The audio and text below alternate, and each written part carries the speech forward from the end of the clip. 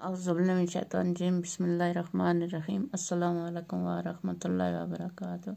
7वीं जमात के बच्चों, कल जो हमने लेसन पढ़ा था माहौलियाती तवाज़ुन के अमूर कैसे, आज उसके हम सवाल करने जा रहे हैं।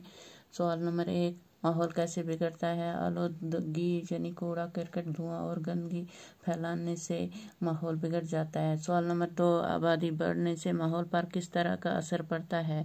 आबादी बढ़ने के साथ साथ माहौल में ज़्यादा से ज़्यादा कूड़ा करकट, गंदगी और आलूदगी बढ़ कर माहौल आलूदा हो जाता है।